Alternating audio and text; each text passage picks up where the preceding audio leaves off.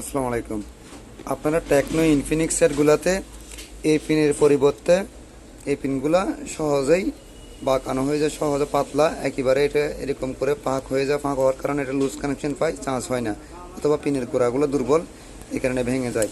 আপনারা এই পিনের জায়গায় এই পিনগুলো লাগাতে পারেন।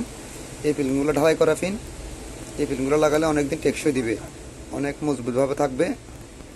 এগুলো লাগানোর চেষ্টা করেন, একটু কষ্ট হলেও এগুলো লাগালে ভালো হবে। এই পিনগুলা এই দেখেন, এগুলো কিন্তু বসে ঠিক মতে। ওর পিছনে একটু ইয়া আছে, পিছনে দুইটা ইয়া থাকে, ওইটা একটু সোজা করে দিবেন, বসে যাবে।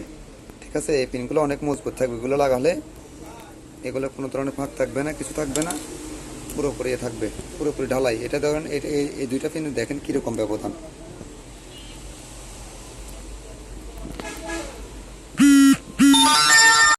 দেখতেই পাচ্ছেন আমি লাগাই ফেলছি,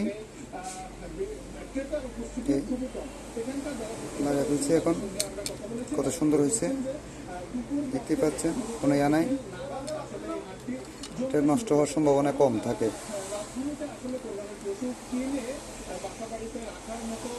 এটা একটা ইনফিনিক্স হট 10 প্লেট।